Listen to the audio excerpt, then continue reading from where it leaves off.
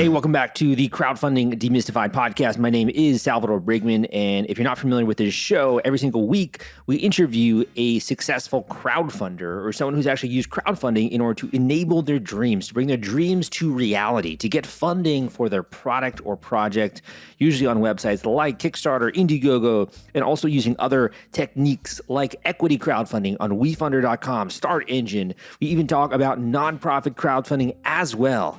And my vision is that not only do you begin to make progress towards your goals, but by becoming a fly on the wall, listening to these episodes, you can dial in, you can get those exact techniques, tactics, and strategies that you need in order to launch your campaign the right way. And you also see that other people out there just like you from many different backgrounds and areas around the world, age groups, age demos, ideas, they're all able to get funding. So why not you, right? Why not you also? When I first started my show in 2015, I got started in the crowdfunding industry in 2012. People thought I was crazy, man. People thought I was insane.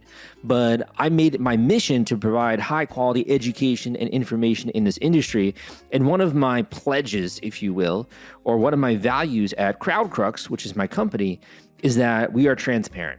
And that's why I started kickstarterforum.org to be kind of like a hub for this industry. I also have a website out there as well, crowdcrux.com. And we have an online Facebook group with more than 10,000 members of people that are sharing what's working for them with crowdfunding. And today, we actually have an incredible story because one of the listeners of this podcast who raised 6 figures with his most recent campaign and has launched multiple other projects. Not just one, not just two. This man has created 13 successful Kickstarter campaigns.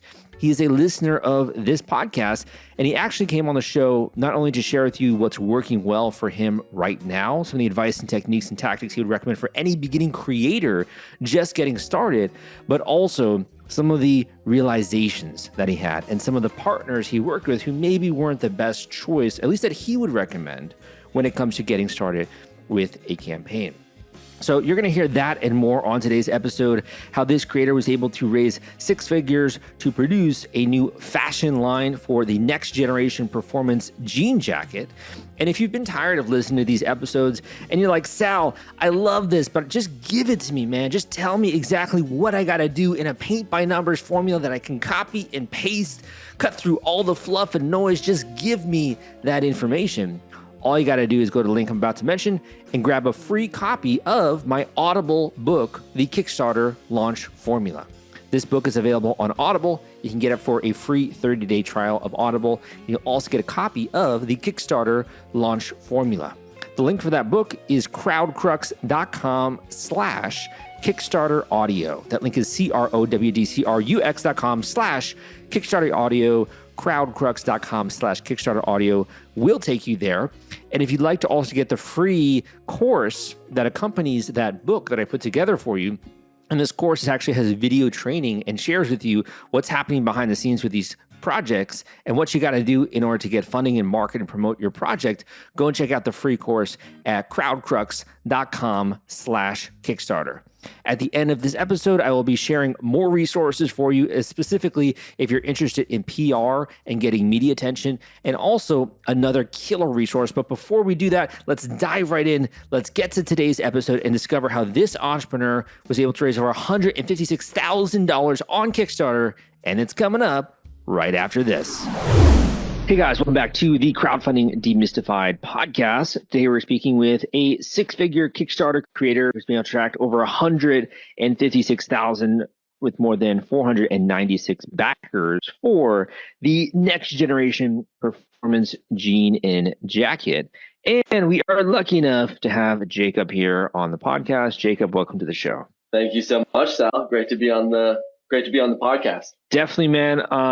So maybe we could just get started. You could tell the audience a bit about you and also the product you've been working on here. So, as you mentioned, my name is Jacob. I am the founder and creator of the clothing company Woodies Clothing. And our niche in the market has been with performance fabrics. So performance pants, performance shirts. We've come out with a performance suit, and we specialize in that realm doing custom sizing. So basically, we have these awesome performance clothes. They're made custom for you, and we guarantee a perfect fit. And what got you passionate about that? Because I think that's actually pretty, specific and unique. What got you passionate about that? I've always kind of been surrounded by retail. So going back to my great grandfather, he had a department store in Oregon. My grandfather had a drugstore in New York, and then my uncle started a clothing company in Utah. Wow. Anyway, so I've always kind of been surrounded by retail and by clothing. It's what I'm passionate about for sure. Well, we started off, just selling custom, but just 100% cotton shirts, 100% cotton chinos. But we had always been active on Kickstarter, and I just noticed a trend early on that people really like performance stuff. Would you consider yourself to be a business person, an entrepreneur? Are you a designer? How would you really label yourself? I'd say entrepreneur for sure. But, in retail, what kind of retail entrepreneur am I? For me, I'm most passionate by product. At the end of the day, I love touching, feeling, researching fabrics, making cool innovations to our pants, to our shirts. I mean, at the end of the day, if I could be designing and making clothes all day, I'd be super happy. And that said, there's a lot more to my job than just that, but primarily I'm driven by making really good products. So is this your full-time pursuits? Is this something that your companies are growing? Sort of where does this, what would you say your role is here? Well, yeah, I mean, I've had Woodies for just over 10 years. And I've been doing this full time, since day one. We launched on Kickstarter, way back in the day, 2014. And, since then, I think we've launched maybe 15 campaigns. We try to do. That's insane, man. Yeah, we try to do 1 or 2 a year. And, that is so cool. And I'm sure you know this, but there are a lot of serial creators on Kickstarter. And, right. They seem to do pretty well. And for us, what we love is first and foremost the community. I mean, we've created such a good group of backers that are super loyal, that offer very valuable feedback, and that, help shape the direction of the company and help shape innovations within the company for sure. So we love the community. And on Kickstarter. You've been doing this for 10 years. You've been consistent launching. You have some epic projects here. You got tons of really cool fashion items. What were you doing before you started Woodies, out of curiosity? Yeah, so before I launched Woodies, I was actually working. I was working at Macy's department store in their corporate headquarters. So this was New York City. Working in Herald Square. I was an assistant buyer for men's suiting. And, I was there for about right after college. And I was there for about a year and a half, 2 years. And then, I always knew I wanted to start something. It was just being in the right place at the right time. After, 2 years in Macy's, I was like, okay, I got to do this. I mean, Macy's is a really great job, and also living in New York is quite exciting. Riding the subways, right? It's pretty awesome. I lived in New York for like 6 years. What really made you pull the trigger on going full time with Woodies back in the day when you launched your first campaign? What made you go full time with that? So, I mean, it was basically a risk analysis. At the time, I didn't have kids. I wasn't married. My only expenses were rent and food. So it was like, it was just prime time to take risk. If there was ever a time to be an entrepreneur, to go out on your own, whatever else, it was at that time. And so you decided to launch this. Did it start with your first Kickstarter campaign in terms of the launch of the brand? Yeah, that's how we initially launched it. Yeah. So you launch this, you have this massive explosion. I mean, you've had so many consistent launches. I mean, this is insane. Like, it's so cool that you can turn an idea like that into reality. And you really followed in your family's footsteps, right, in many ways, and be able to impact the world in that way. Yeah, for sure. Definitely. So, Yeah. And about, I should note, the first campaign, I was a little more naive, I guess you could say, but, I just figured, you hit launch and then next thing you know, a ton of people just back it. All you have to do is create a nice video, put together some nice copy, and, let the Kickstarter algorithm work its magic. And luckily I was fortunate enough. I mean, we were funded. I think we raised about 43,000, which was absolutely amazing at the time. Mm-hmm. I mean, I was super excited, but a lot of that support came. I was fortunate enough to have, a lot of family and friends that were very excited. But we didn't do, we didn't do any Facebook marketing. We didn't have any newsletter marketing. It was just like emailing and texting friends. Grassroots. Yeah, exactly. And, since then, obviously, we've become a little more sophisticated. So for someone who's listening to this, who's maybe also an aspiring entrepreneur or a designer, create a new product, I mean, they're listening to a guy who's been able to launch consistently to be able to go full time on something he's passionate about. Do you have any advice for other creators that are looking to launch campaigns in terms of what worked well for you or what you find does well on Kickstarter? Yeah. So my little niche in starting businesses basically relies on Kickstarter. So if you're wanting to start a business, you're super excited about, this new product, whatever else, I can definitely help you out if you want to launch on Kickstarter. That said, that's what this podcast is all about. So we're in a good spot. The number one piece of advice I have to someone looking to launch a product or an idea on Kickstarter is, if your Kickstarter project is an iceberg, 90% of that work, 90% of your research, development, everything else is going to come before you launch. And only 10% or maybe less of your success is going to be determined by what you do during the campaign. So it's all about, having things ironed out and ready to go before launch. No pun intended. Yeah. So you got to focus on before you go live. I hear what you're saying, right? What specifically do you need to do? Is it just, you mean assembling like a great video and all those things, or what specifically were you referencing when you mentioned? So there are several things. Obviously, it goes without saying, but getting your creatives ready, getting the project ready, that, of course.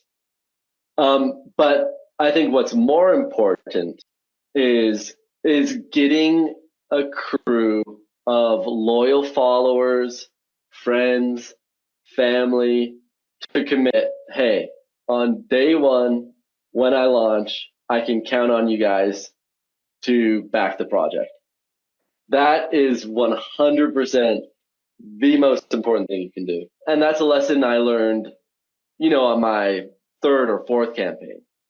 But, like I said, with the first campaign, you kind of assume you put together a good video, some good creatives, and people will organically back. But what makes the biggest impact is when you have a loyal group of followers, family, and friends ready to back your campaign on day one.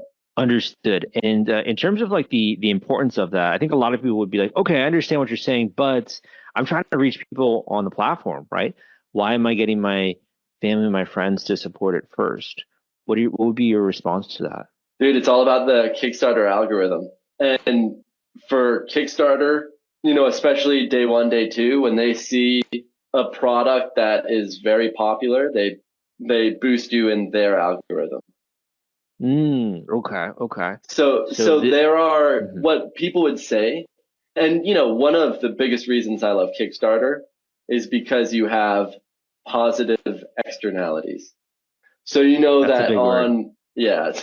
So you know that on day one, if you bring, we'll say, 200 backers to the table, that Kickstarter will see this popularity and they'll give you an additional 100. Okay. Okay. You know what I mean? Yeah.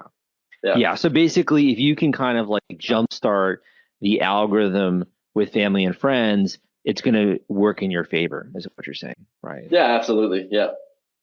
Got it. Very cool. Very cool. And looking at your recent campaign, I mean, this is beautiful, right?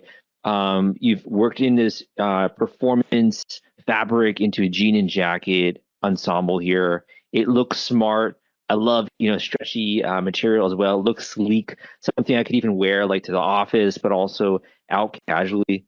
When it comes to this, what do you feel like is the big standout quality with your most recent campaign? So we launched denim. We originally launched denim maybe 2.5, 3 years ago. And at that time, it was just simply, it was organic cotton, 98% cotton, 2% stretch. And, that was it. The real special thing about those jeans were they were custom made for you. Mm-hmm. Whereas with these jeans 2.0, with our latest campaign, it was, bringing denim that's more in line with our brand, which is performance. So instead of being a little stretchy, they're super stretchy. And, we have some super cool RFID blocking pockets in the back. We have reflective inseams when you roll them up. So it was bringing a lot more performance to the mix, which, our customers love. If you're worried about the fulfillment and shipping part of your Kickstarter campaign when it comes to getting out all those perks and rewards to your backers, rest assured I've put together a complete Kickstarter fulfillment and shipping checklist for you, and it's free. This is sponsored by the folks at Fulfillrite, and they thought that you should have this checklist as part of your arsenal going into a crowdfunding campaign. If you want to get instant access to this checklist and it's free, you can go to fulfillrite.com/checklist. Again, that is fulfillrite.com/checklist, fulfillrite.com/checklist. Just go to that link and you can download it immediately. You guys have had a smash success with this campaign. And, from what I understand, there are a lot of people out there who, like you, trying to start businesses and are maybe not so experienced, right, when it comes to launching. And anyone can make mistakes or work with wrong people. From what I understand, there was an experience that you had in your campaign where you potentially partnered with, the wrong person. Do you mind just sharing a little bit about that? Yeah, sure. So, one thing I really tried to do with this campaign is, I basically worked with every newsletter company out there. And my experience was super interesting. I mean, first let me go in and say, what worked with the newsletters. So we worked with a newsletter called Backer Many. They were fantastic. Highly recommend. We worked with Backer Spaces as well. And, they did a great job. Some other newsletters I'd recommend off the top of my head. New Backer, if you've heard of New Backer. So we work with them via Kickbooster, which is affiliate marketing. But, they do a great job. We're super happy with them. That said, it was super interesting because, at the end of the campaign, and everyone hates this, but you have what they call dropped backers.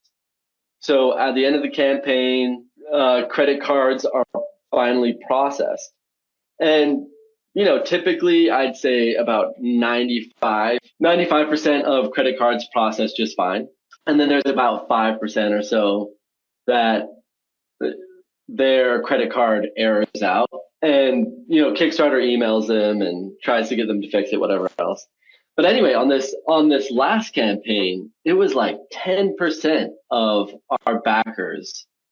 Weird. Our backers dropped, which was really sad. So let me see. I'm pulling up our report right now. And while Yeah. you do that, just to add some context here. So these are basically newsletters where if you're live on Kickstarter, they can send out an email to promote your project, right? To what they consider to be their list of backers or people that have already backed campaigns, right? Yeah, exactly. So anyone that launches a Kickstarter, you'll get emails, on day one saying, "Oh, promote your project on this newsletter, promote your project on this letter. We have an ROI guarantee, yada yada yada." So yeah, there are a lot of people soliciting you to, pay X amount to be included in their newsletter that they send to, what they say are super backers. So anyway, so going back, about 10% of our backers or so dropped, which is very unique. So I was fortunate enough to be in contact with someone at Facebook. I kind of had, a sales rep or a service rep. So I sent her an email and I'm like, "Hey, we had a lot of drop backers this time. And I'm trying to identify from whence these drop backers came." And typically you cannot see that information. Typically the only thing you know is that they dropped. And that's the extent, of which you can know. Fortunately, she was able to send me a reply. And in that reply, she sent source information for these drop backers. And 11 of them, which is a significant amount, came from one newsletter. So it's a newsletter called Backer Latest. Let me make sure. Let me go to my dashboard. So And I just worked to clarify. Yeah, just to clarify. So you said Facebook. You meant Kickstarter, right? You were. Oh using yeah, Kickstarter. sorry. Yeah, sorry.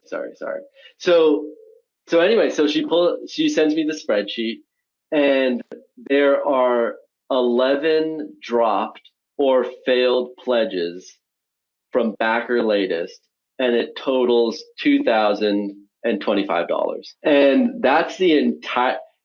If I look at my dashboard, Backer Latest, they brought in 11 pledges and $2,025. That means 100% of the backers they brought into the project were fraudulent or were dropped backers, which is very interesting. So as a creator, I love other creators. I love dishing out advice. I love receiving advice. And, I just think we all got to look out for each other, us creators. For sure.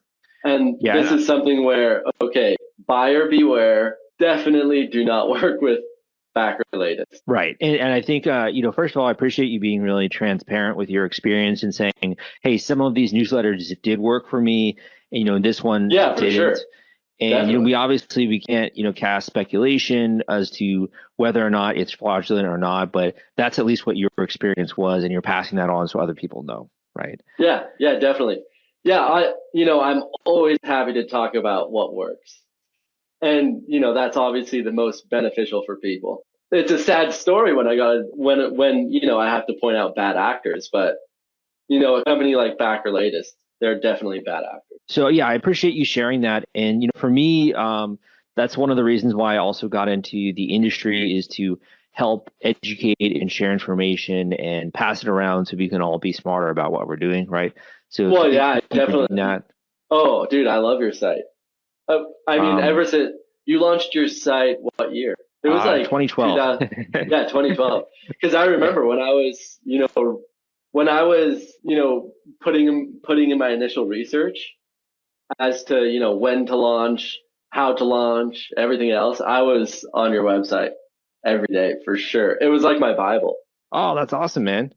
Yeah. Appreciate that. I'm glad it's helped you as well. And, like I say on the podcast, you are an example of someone who's benefited from some of the tips, and now you come back and you share tips with other people. So that's awesome. Oh yeah, definitely. Here's another tip. Go on crowdcrux.com, check out the forums, listen to the podcast, and, be informed for sure. Thank you so much. I definitely appreciate that, man. In terms of, your success here, your campaigns, you've provided a couple of great items here. Number one, right, would be making sure that you are bringing a community to the platform. Number two, the importance of working with partners, but making sure they're good partners, being passionate about what you do. Is there anything else that you would like to pass on to the listener in terms of what's worked for you, or any other advice on that front? I mean, some anecdotal, information that you could find on CrowdCrux, but, definitely launch on Tuesdays.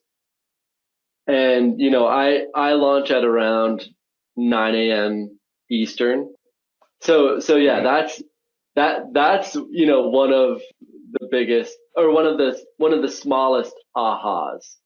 Super cool. To be mindful, right, of when you're going live. Yeah, for sure. Tuesday, Wednesday, those seem to be the money days. So I do have one or two more questions for you here. But before we do, where can people go to learn more about your brand and also your future campaigns? Yeah, so we have, of course, our website, which is www.woodiesclothing.com. And Woodies is WOODIES. So woodiesclothing.com.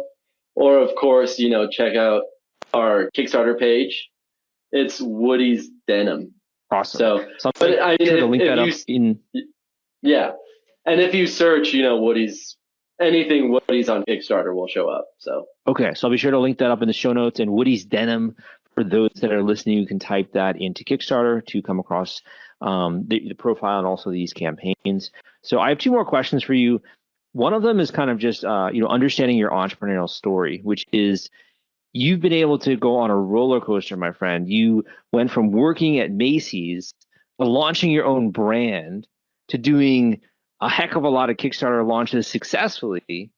What's next for you here? You've been doing so much great stuff. What's next for you here? That's a great question. And there are some very exciting things.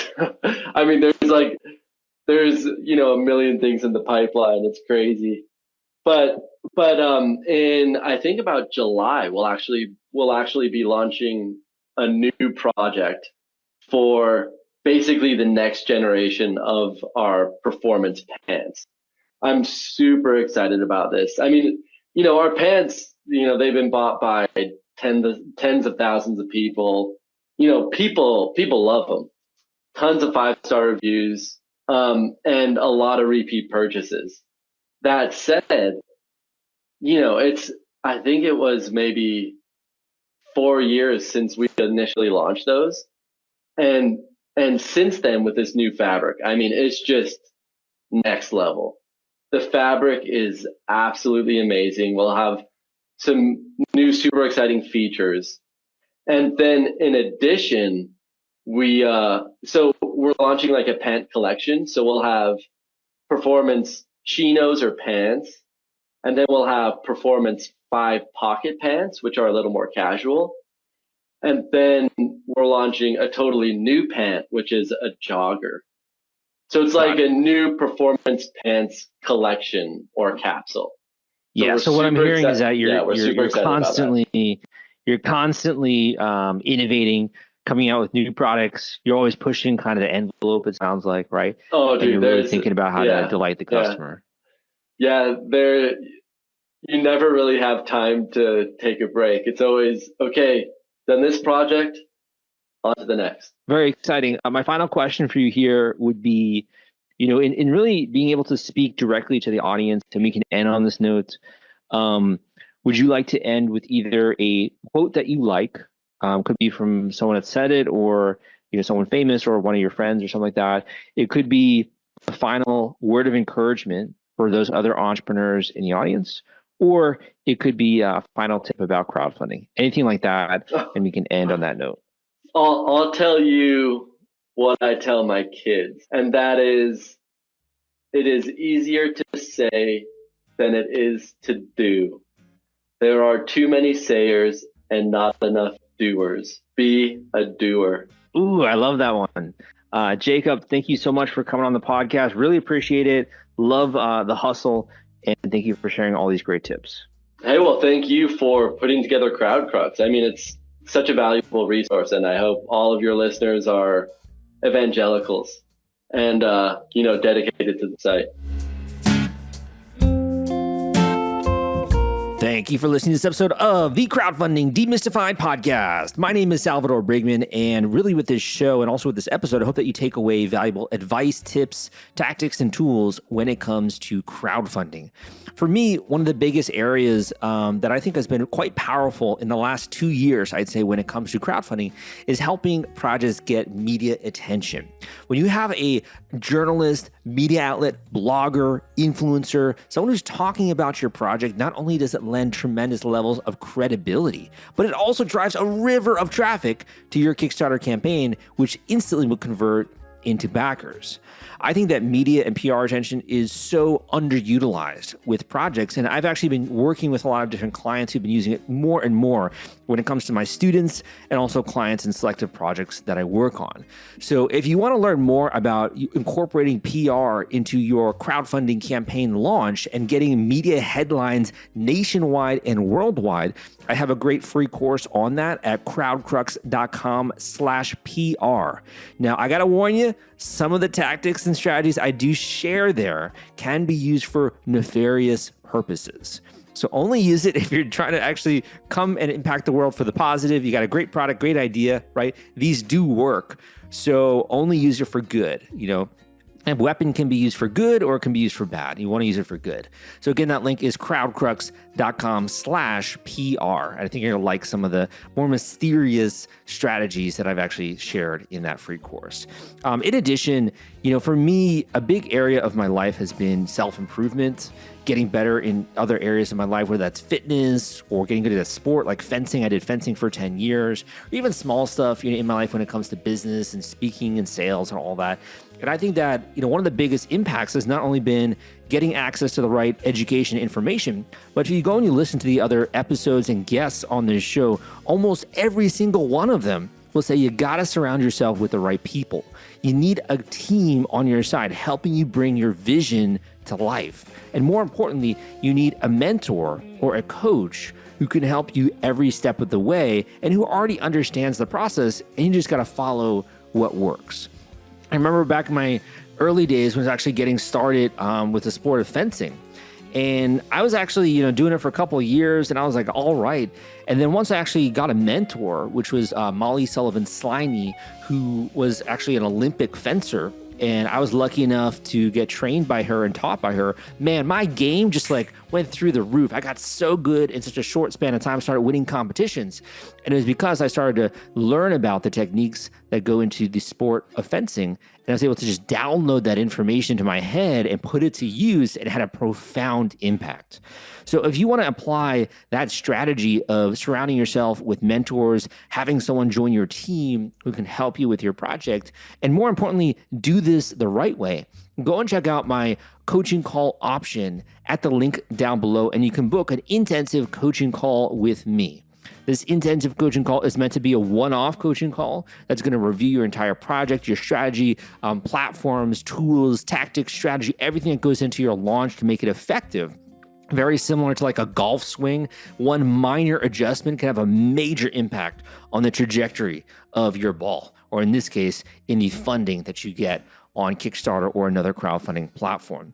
All you got to do is go down to the link down below at crowdcrux.com/coaching and sign up for your first one-on-one intensive coaching call. Tell me a little bit about you. The more information you provide, the more helpful I can be. And for those of you who enjoy my no-nonsense teaching style and also coaching you through the process, I do have long-term options, and I work on a selective basis with my digital marketing agency at CrowdCrux to help projects get launched. We honestly don't accept a lot of them just because we do have a small team, and we need to focus on the ones that have the highest ROI and have a lot of potential. But if it does make sense, we can always talk about that at the end of the coaching call. Thank you so much, man. My name is Salvador Briggman. Go and check out some of those other archives. If you do nothing else aside from rating this podcast positively on iTunes and give me a thumbs up on YouTube, make sure you take action. Commit to moving the project forward, even just for a little bit every single week. And I'm telling you, you're going to get this sucker out there, and this little snowball is going to turn into an avalanche of funding. Thank you so much. My name is Sal, and I'll see you next time.